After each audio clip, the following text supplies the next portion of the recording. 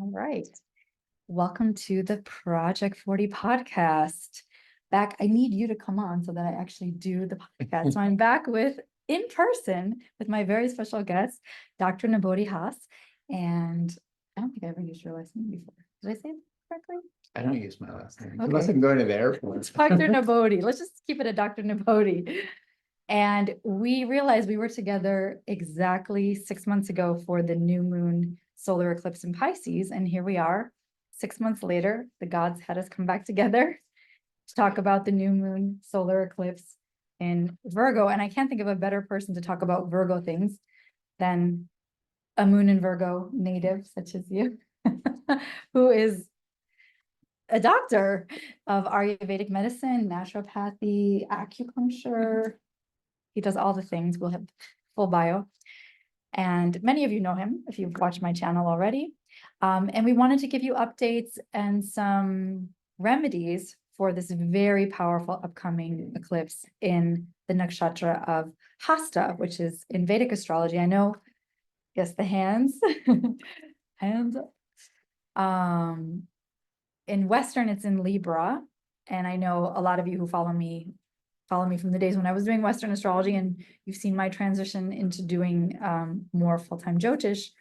So I recommend, if you would like to know where it falls in your Vedic chart, to go to deva.guru, and you can get a free chart to see where this Virgo energy, or if you have any planets in the Hasta Nakshatra, it will show you in the chart. So from there, I'm going to turn it over to you to just discuss a little bit about what's in the air like for us on a physical level, because this new moon is so much about the somatic, because it's in Virgo, it's in Earth, it's in a nakshatra that actually combines the water and the earth. So it's like amazing that we've got the Jala influence too, or you were saying the nectar, right? Just Amrita, which is so special, so beautiful. So it's a great time to look into our health. Yeah. So it's actually not just a Virgo new moon and an eclipse. K2, the south node of the moon, sun, Mercury, moon, all together in this. It's a stellium of plants in Hasta itself. Like Virgo has 3 padas, it's all in Hasta. So like we were saying, it's the hands, it's action. And it's interesting because with Rahu being in Pisces, which we talked about last 6 months ago, Rahu in Pisces, it's a finality, it's letting go. It's really looking within and seeing what no longer serves us. It's, Neptune is also really close to Rahu, and it's in opposition of the moon right now. So it's a very powerful energy to really like turn off the social media, turn off the devices, at least for the day, at least for on the eclipse day on October 2nd, which is coming up in 2 days from this recording. Go within, if we can spend the day going within, but it's really like determining what's not working in our life, what's not serving us, not judging it. There's no judgment in that. It's just, this doesn't work anymore. This doesn't work for me. This behavior, this thought pattern, these actions aren't contributing to my physical, mental, emotional, spiritual well-being. So, finding that understanding within oneself, but it's going within. It's the light of the moon, the light of the sun are eclipsed on eclipses. And so we have to look within for the light. That's right. And we were saying that it's a great idea, because of the Virgo energy, to do some kind of cleansing, or even potentially like you like to fast, like one day before, one day of, and the day after, right? And I feel like if there was ever an eclipse where you would want to do that, it would be this eclipse. Because of the Virgo nature. Virgo rules the intestines. It rules the cleansing process of the body. And leading up to this, I'm glad that you recommended about getting off the devices, or at least limiting our time on the devices, because this is an overthinking eclipse. I've been calling this like the neurotic eclipse, neurotic eclipse, which is making you think. And it could be scattering your energies a lot because of the nature of Mercury being combust right now, but at the same time exalted. So it's like we're confused. It's like we've got all these Analysis ideas. paralysis. Yes, exactly. the overthinking. And the decisions will come after the new moon, or you may be making some really swift decisions because the other confluence that's happening during this eclipse and this new moon is that Mars is in Gemini, which is answering back to this Mercury energy. So we've got that confluence of Mercury and Mars making us think very quickly. Your thoughts could be very racy. You could be feeling like it's hard to, I've been saying it's hard to form sentences this week because my mind is going so fast that I'm like,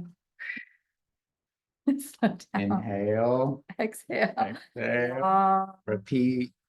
Oh, yes. So, but it's exciting too. We're saying there's a lot of exciting energy at this eclipse because you feel the beauty of the Hasta Nakshatra is that it's putting you in touch with all of your talents, all of your gifts, your skills. And it's actually our ability to manifest, because if you think about the hands, I mean, this nakshatra, which is symbolized by a golden hand, is for manifestation. It's connected to the god, the sun god, Savitur. I've also been recommending, and actually I have a great story about how this helped me directly to worship the sun right now, because not just because it's being eclipsed, but because this nakshatra is connected to Savitur. So the Gayatri mantra is phenomenal right now to practice for your health and for boosting your immunity. A little story is 2 days ago, I started feeling really sick and I woke up in the morning and said, oh no, I could feel, I'm like, this is too literal, like the solar eclipse eclipsing my Mars. And I felt it and I'm like, oh no, something's trying to attack my immune system. So I got up and I went on my balcony into the sun and just played the Gayatri mantra like continuously, my favorite version, Sai Baba version, and did Surya Namaskar, like just over and over until I sweated. I thought of you because I was just like profusely sweating out whatever was attacking my immune system. And it was like, I felt better. And then today I woke up again, this feeling. I was like, here we go again. There was no sun, but I did them. So if you don't have sun, I'm telling you this in case you don't have sun. It was a very cloudy morning, but I did the mantra. It still had the same effect. Beautiful. Yeah.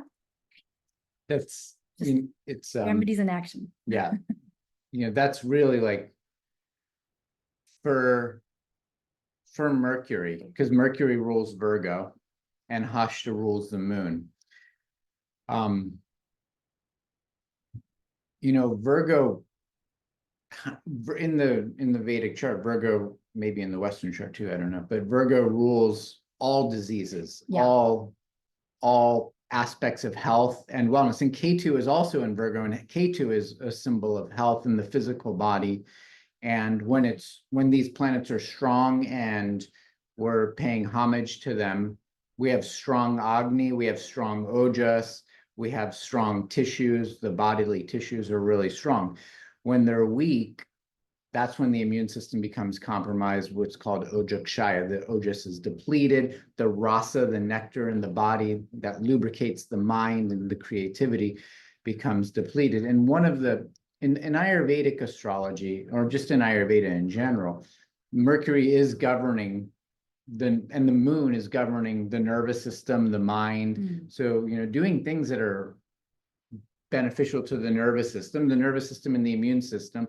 This is the Majadhatu in Ayurveda. They're one system working together. So anything that's harmonizing the immune system and nervous system is a traditional Mercury or Virgo remedy. So what she was saying, mantra and prayer, phenomenal.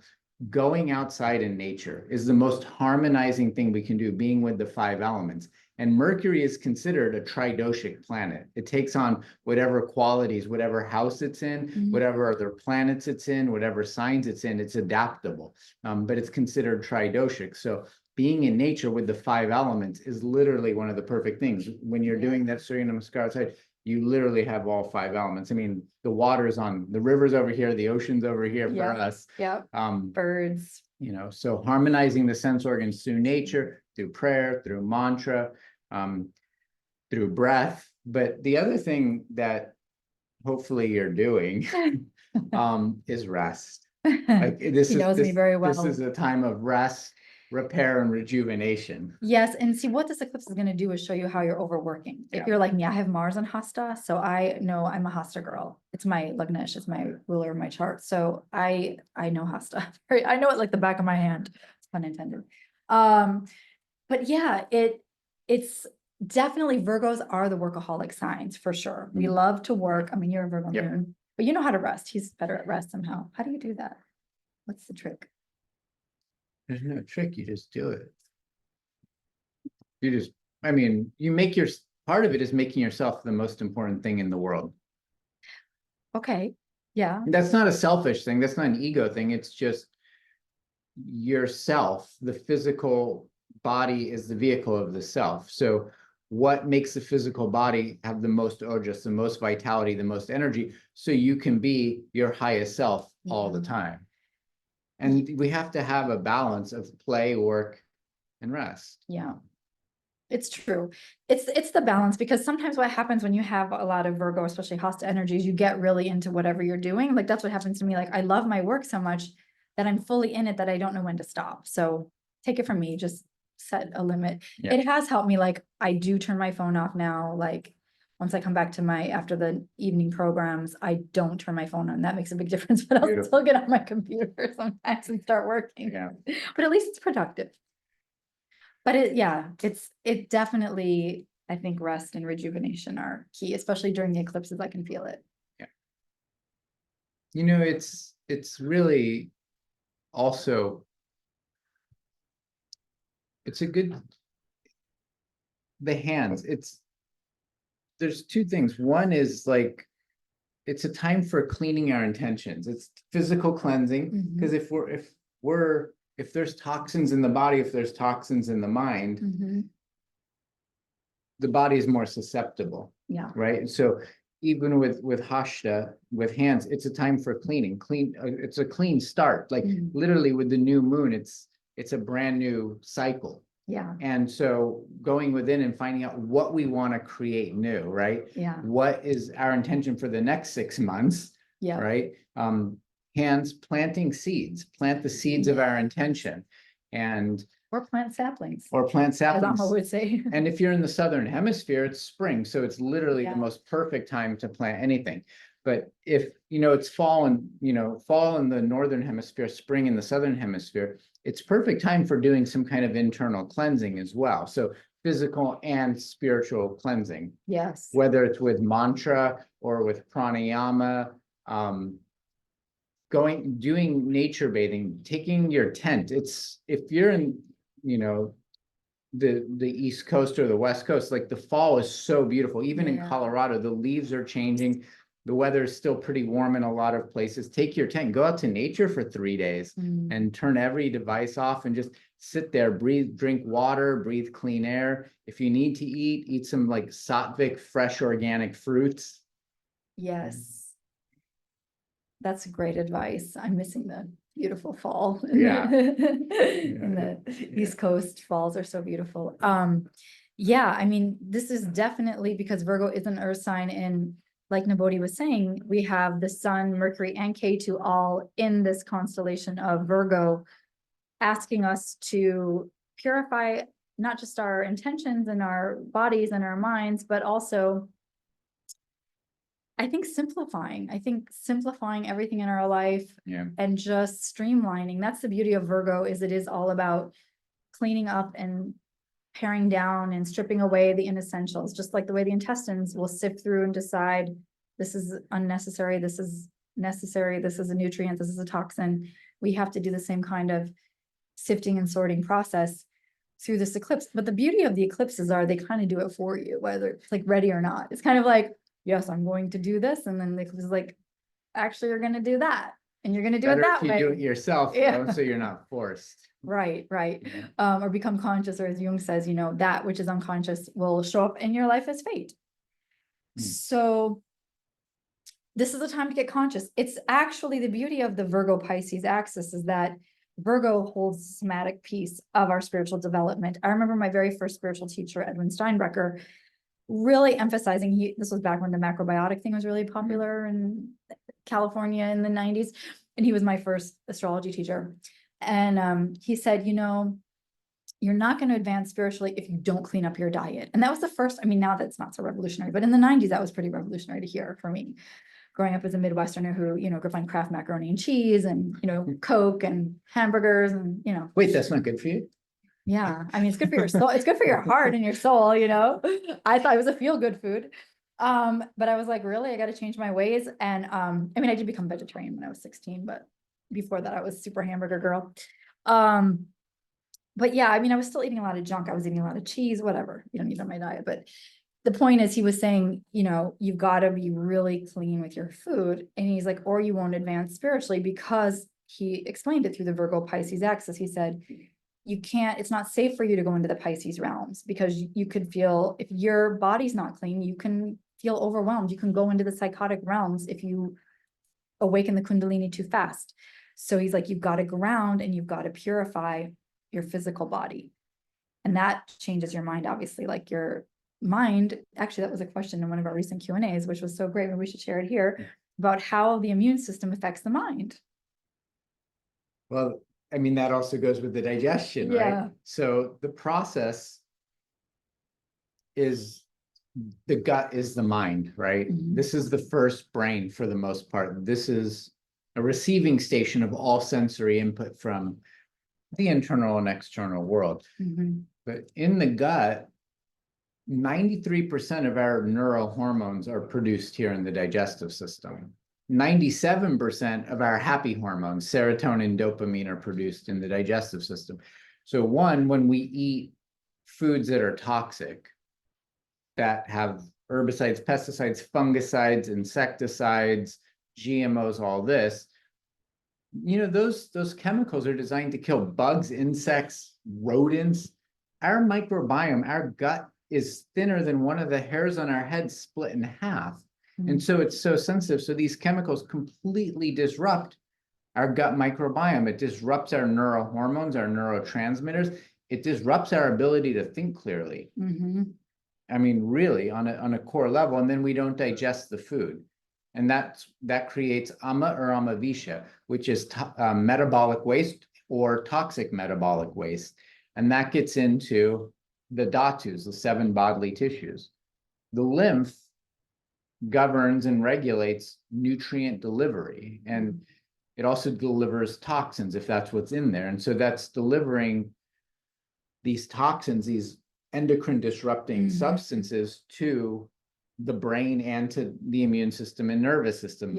And so then the immune system and nervous system become dysregulated. They produce stress hormones, histamine, cortisol, adrenaline.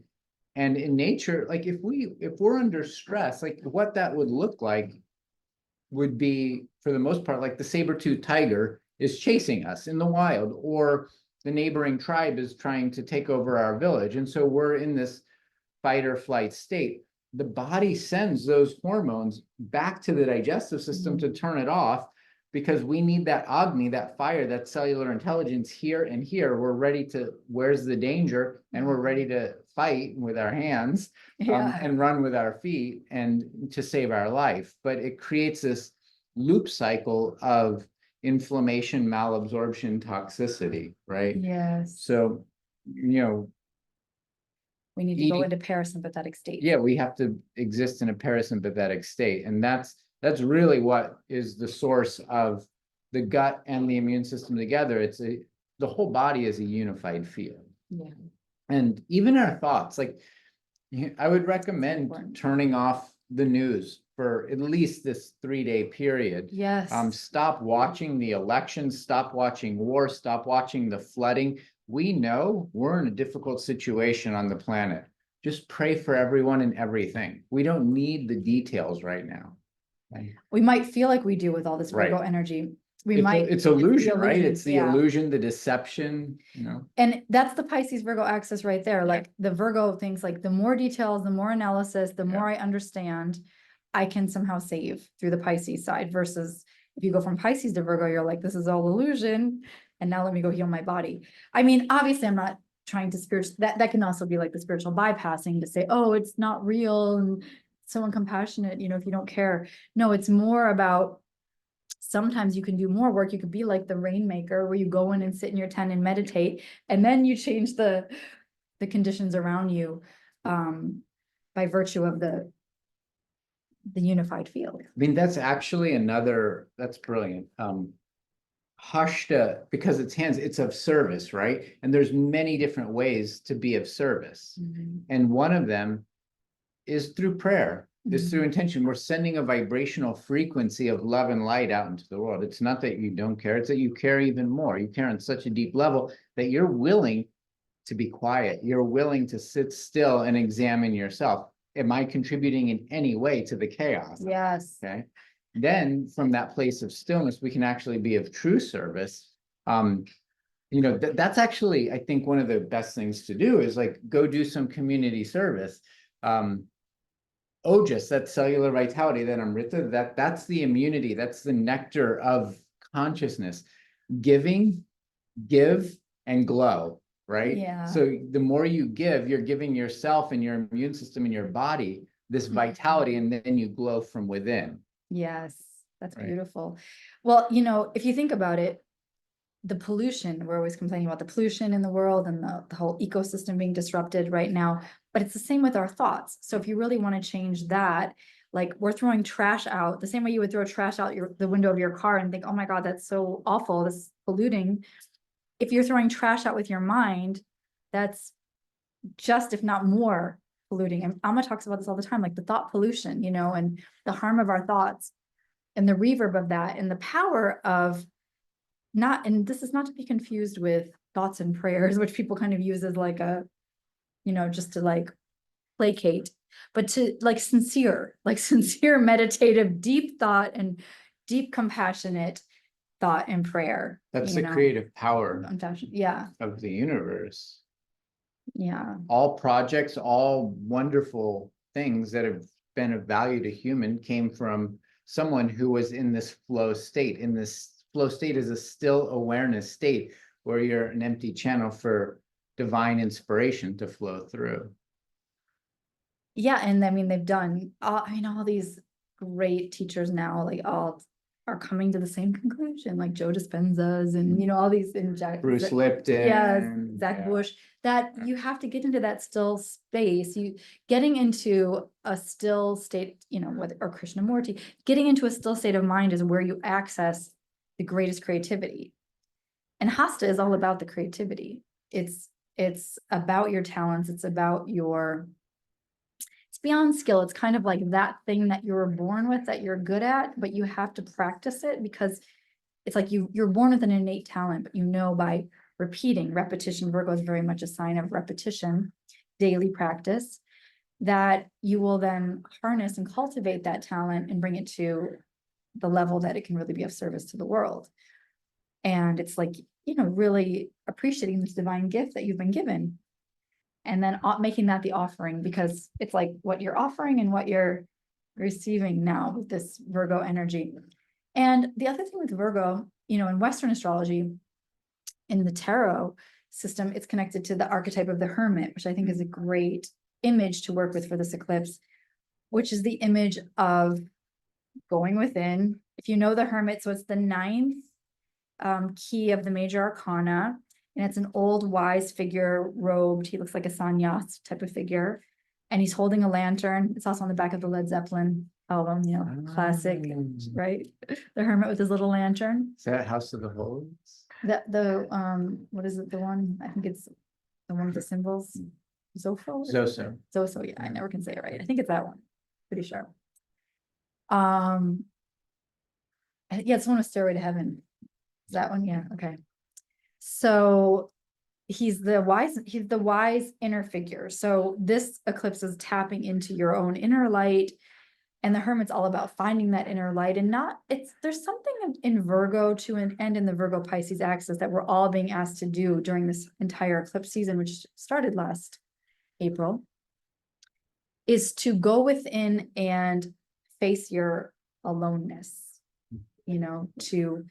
as one of my favorite Jungian psychoanalysts, Marie-Louise von Franz says, risking loneliness. Are you willing to risk loneliness? So many people avoid loneliness to their own detriment, because then you're avoiding yourself and you're constantly filling yourself up with things that are probably toxic to escape confronting that loneliness or that what ultimately becomes all oneness. But at first it could feel like you don't want to feel that loneliness inside. So I think we don't have a choice with these Virgo Pisces energies. Rahu and Pisces could throw us totally into addiction if we don't do the Virgo work right now. It's I think one of the quote I had heard was the most difficult thing for a human is to sit alone, be quiet in a dark room, right? That's one of our biggest fears. More so than public speaking or anything else. Right? Yeah. But now there's, if you have the opportunity, like they have these dark retreats, right? You sit in a room for 3 to 5 days in a Like a cave. Complete dark room. I mean, you have basics that are supplied, but just sitting with yourself and facing yourself. And this is a phenomenal time to do it. Like, even if you have the opportunity, like just go outside. It's a new moon. Yeah, go outside and just stare at the sky, close your eyes, visualize the universe within your own consciousness. And but this self, this actual self beyond the ego and personality, these eclipses, especially this one, it's about studying that self. It's about just listening to that self and that what inspires us, what motivates us. And I actually think it's another like new creation. If you're wanting to study something, you're wanting to learn something new, this is literally like the best time to start it. Like you said, that this is the best time to start new things that you want to study or you want to even a new book to read. Yeah. Anything you want to practice, anything you want to get better at. It's a great time for meeting very important people, in the sense of people that can help you with what you're good at. People that will come into your life to foster that, to encourage that, and to help you grow in that direction of your talents. So it is a manifestation moon. I don't like to overuse that term because I know it's super trendy, like manifest, but it is actually a manifestation new moon. But I was thinking now, just to back up to this overthinking neurotic side of Virgo, which many of my clients have been coming to me with those complaints. I want to make sure we really address that. Besides the obvious, like meditation, what else in nature we talked about, but are there other remedies for people who have a tendency to, they get in bed, they start overthinking? Well, overanalyzing. I mean, if you have a mantra, doing mantra, literally the word mantra means to bring the mind into one pointed focused awareness.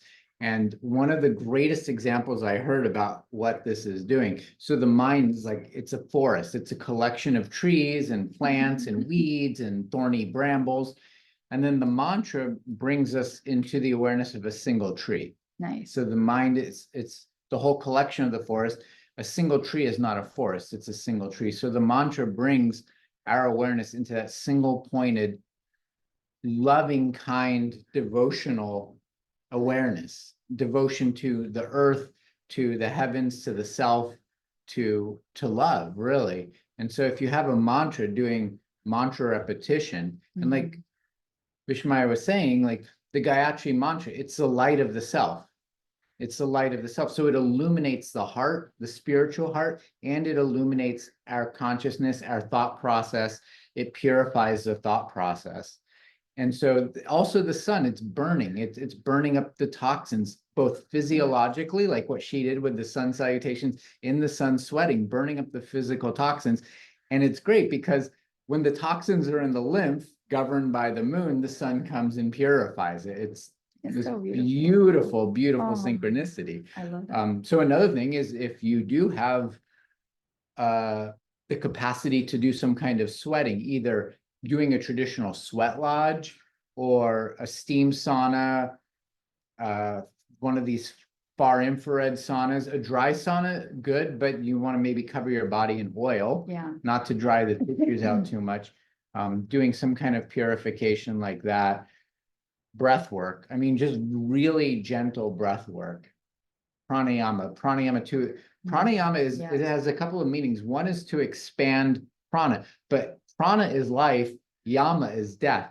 We inhale life, we exhale what's old, what's dead. The Yama, the Lord of Death, right? Lord Yama. So we're worshiping life and death and everything in between, right? Yeah. And so when we're inhaling our thoughts, our intentions. If the air is clean, the beauty, and it's fall or spring, depending on where you are, the microbiome of the earth is changing. So our microbiome is changing. So if you can go outside and breathe on the earth, by the trees in the forest, by a waterfall, flowing water, that's going to purify the subtle channels and the physical body so much better. But just doing like very simple, deep belly breathing, watch the belly rise, watch the belly fall. It doesn't have to be anything advanced or complicated. You don't need to be a great established yogi. Just watch the breath rise, watch the breath fall, but do it from the belly. Because this breathing, if we're just breathing in the lungs, that's how we came out of the womb. It was a little, it's a traumatic breath breathing up here. We want to breathe into the belly, connection to the umbilical cord of the universe, right? So doing Buddha belly gets big and round and beautiful and pregnant and full, and then it relaxes and calms down. We don't need to suck it in or do any special thing. Just like the tide comes and goes, just like this beautiful flow of life. Yeah, it's so easy to forget to breathe, like to breathe consciously, like, and to chew consciously. Those are the two hardest things. Now that I know Amma said we should chew our food 60 times, I was like, wow. She said, otherwise the intestines have to do all the work for you. She's like, we're so lazy. We even eat that way. We're like, okay, I'm going to just eat. And then the intestines have to do all the work for me. Yeah. Well, I mean, actually just on eating, that's part of ojas is digestion, right? So I'll just share, first of all, if you're eating too fast, like what she just elucidated was that, I mean, even then the intestines don't do the work. The majority of our enzymes are produced on the tongue by chewing. We have these receptors that need to be stimulated to send a message to the digestive system telling it which enzymes to make. Now, if we don't chew well, the food goes down there, and one of two scenarios can happen. There's only two possibilities here. Either nothing happens, we don't digest the food, it never goes on, the stove doesn't get turned on, and it rots and ferments, or the body does want to digest the food, and like Amma said, and is the body starts working really hard, and we use twice as much energy to digest half as much as food nutrients, and we become tired eating. We actually spend more energy trying to get nutrients. It's a deficit, right? And then there's two other things with food that build ojas, that build the sattvic quality in the mind. One is just if you're eating for pleasure, the more you chew the food, the better it tastes, right? Every good cook knows that. Every good eater knows it. There's layers of flavor to our food. It should be a ceremony, an explosion of bliss in your mouth. Okay. And then the other thing is respect, because our dear Mother Earth and the farmers who did that, they didn't grow that food in a few minutes. They spent a whole season and all the 5 elements and all the factors that have to come together to produce a little bit of food for us. That's a miracle in itself. So we should take the time and, whatever it is we're doing with our work, with our study, with our eating, with our doing the dishes, that mindfulness. And this is this moon, this mindfulness, the rasa is the lymph, but it's also the emotions. It's the bhava, it's the feeling behind stuff. So when we do things with that thoughtful, mindful awareness, our emotions are balanced. And then our immune system is balanced. And then our life is balanced. And then our family and our community and this country you live in, and then it spreads. We can't change the politics. We can't change the whole world all at once, but we can change our thoughts. We can change what we're doing on an individual level. And, the concept of think globally, act locally, this is about as local as you can get. Yeah, and doing your shadow work. I think that's so key right now too. I mean, interestingly enough too, with this eclipse, it does have the aspect of Jupiter and Mars on it. So it's kind of this battle between like your belief system. And we might see a lot of that kind of uprising, people fighting for what they think about what they think. And then Jupiter's about to go retrograde on October 8th. So it's kind of stationing at this eclipse, really. You could say it's slowing down, and we're again, this figure of the hermit's coming to me, like the inner guru, you know, like looking within for that guidance, because when Jupiter goes retrograde, just like it's similar to an eclipse, they say when planets retrograde, they act like the nodes. So we have to get that connection internally. We can't, if we try to find it externally, we're going to feel frustrated, just like with the Mercury retrograde or any planetary retrogrades. The more we try to get the result of that planet by looking for something outside of ourselves, we're going to feel frustrated. If we go inward, we're going to get deep connection. So it's a great opportunity as we lead up to this eclipse to start doing that inner work and that introspection. And even if anxiety or overthinking starts, what I recommend from a psychological standpoint is, which is what I'm in the midst of doing on day 20 of a Project 40, but journaling. You know, sitting down, that often helps people who are more intellectual anyway, to sit down and, you know, not on your computer, but in an actual book, like a notebook, maybe in candlelight, even that's what I do. Yeah. And you just write your thoughts down. And maybe you first, some people say, oh, I've got to write like a to-do list, blah, blah, blah. We'll get all of that out first, because it's going to be, you know, rummaging around in your head or ruminating around there. So just get it all on paper. And then hopefully you can go deeper, or maybe you just want to draw or scribble or, you know, just move that energy through the hands, especially during this eclipse. I recommend if you sculpt, if you paint, if you draw, drum is a great idea. If you know, get a massage for this eclipse, for sure. It's also harvest season in the fall, so Yes, you can go harvest. yes. If you're in a forest where you know what the mushrooms, the good mushrooms are, you go harvest the mushrooms. Or if it's, you know, pumpkin season or whatever's growing, you go harvest something. Get your hands in the soil and the microbiome of the earth. That's a great idea. Yes. Yeah, because it is Earth. I mean, the beauty of this balancing, so we just had that full moon lunar eclipse in Pisces, which was super watery. And like you said, it's still kind of anchoring this eclipse. So it's not like we're out of the water. I mean, we're not out of the woods or the water. So we have to really ground in ourselves. And it's an opportunity, I think, to balance a lot of that really intense Pisces, Rahu, Neptune conjunction. And next year we're going to have Rahu, Saturn. Is it Rahu, Saturn, and Neptune all conjoined in Pisces, I think, early next year. Wow. Saturn's going to be in, oh, not It's going into Pisces. We're going to all meet up in Pisces. right. They have that. They're all crossing over, I think, in March. Totally. Yeah, March, around last week of March. Yeah. So we're in the deep waters. And your mind could feel like it's being tossed. Amma has lots of budgeons about how our mind is just being tossed around like a boat on the sea and like the waves. And it's that kind. So part of it is just, you know, don't think there's anything wrong with you. It is just the nature. The reason they call planets grahas is they do eclipse us. They're eclipsing our mind all the time. So we have to chant, like Nibodhi said, the mantra is protection of the mind. And if you don't like Sanskrit chanting, you can do affirmations, you can make up your own memes that you follow, whatever it is, you know, like your statement, your affirmation, your manifestation statement, whatever it is, whatever feels protective and healing for you. It's individual. And yeah, also I think we could keep talking about Virgo forever. I think the beautiful aspect of Virgo, even the glyph of Virgo, is that like looping back in on oneself. Like whenever you feel yourself going out, come back, just bring yourself back to yourself. Yeah. Just with the water thing, because this present moment, the southeast part of the United States is literally drowning. There's places that have literally been wiped off the map in the United States right now.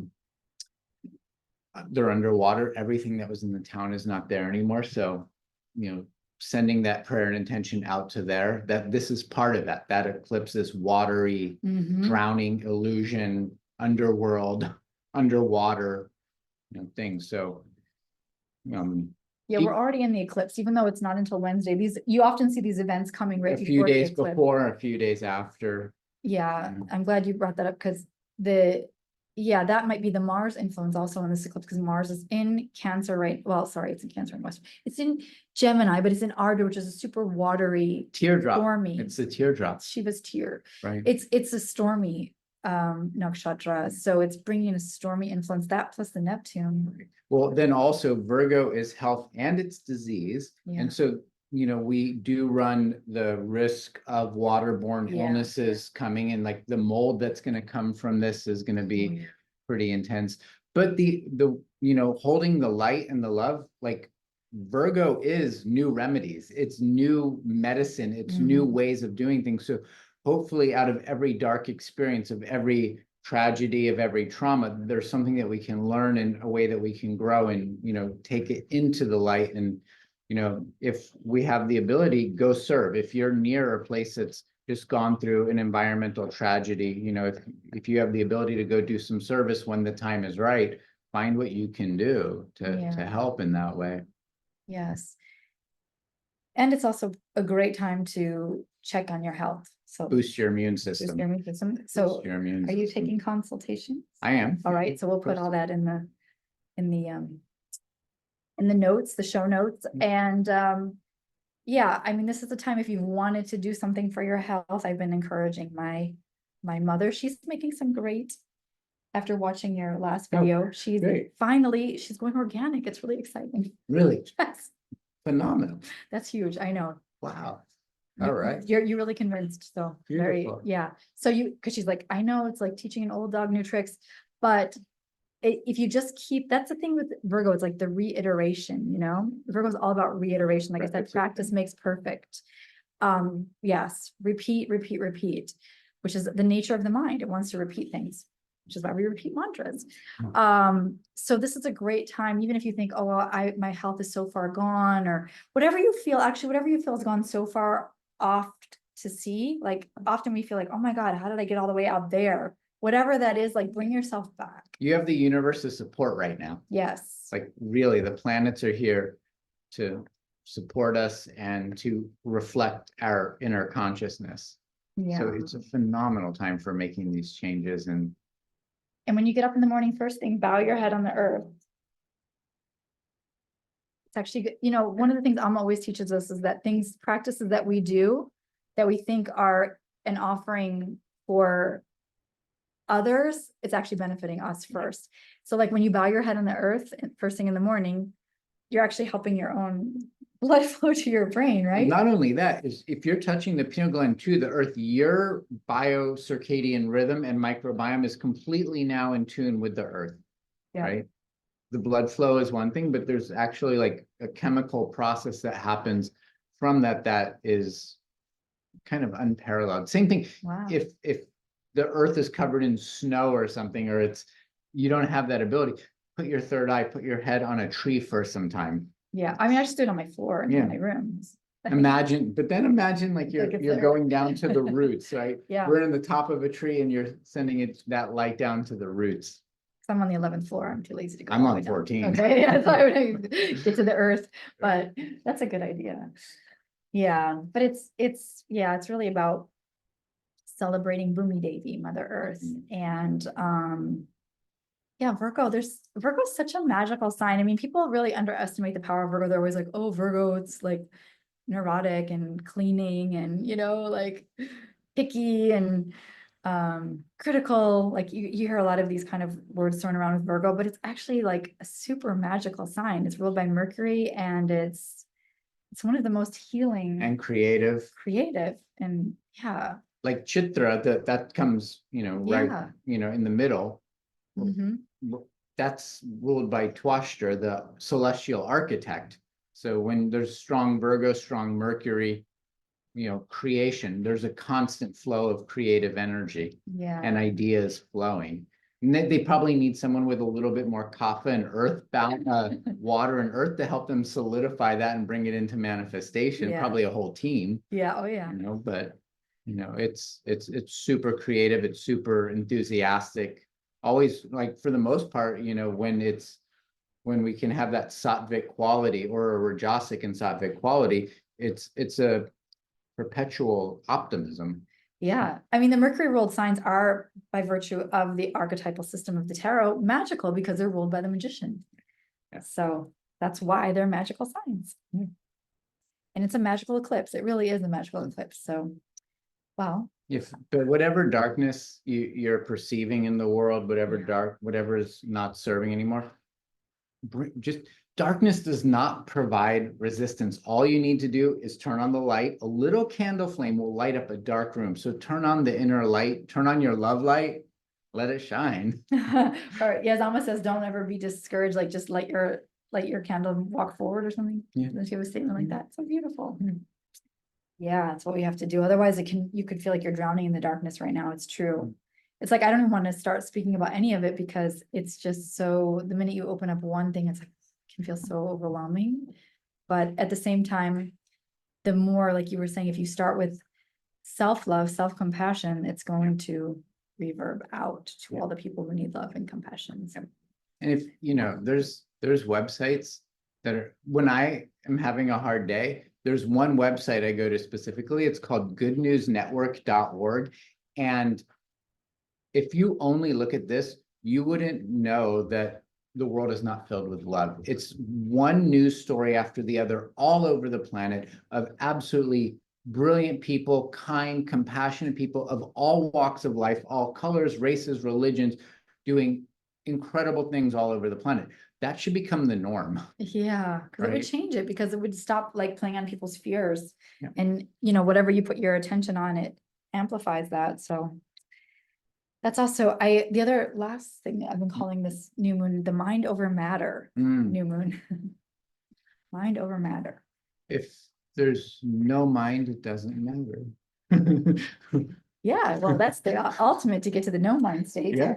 Then it's not that you're mindless, it's you're completely mindful, you're completely aware. There's no limited mind, it's the divine mind. Well, when your mind's strong, then you don't give up. Like you Yeah. refuse defeat, and you find that that determination, that self-confidence that comes from the divine, that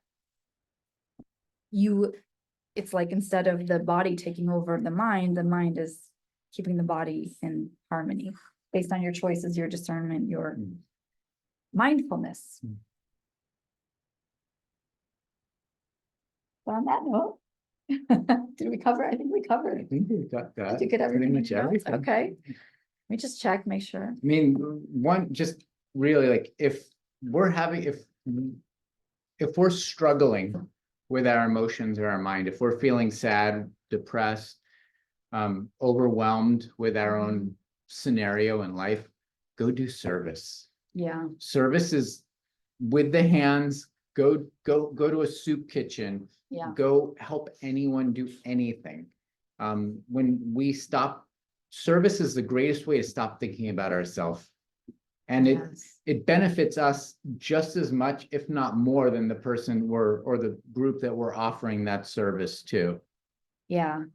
Yeah. Like, just like touching your head on the earth, actually benefiting you by bowing down. And it's like bowing down in front of anyone or anything. It's without you realizing it, especially if you don't do it for that reason. Yeah. It comes back to you tenfold always. Yeah. It's a beautiful parting message. Yeah.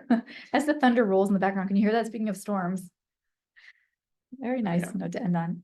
Thank you so much for listening. And I will drop the notes below if you want to get a consultation with Dr. Nibodhi or a reading with me.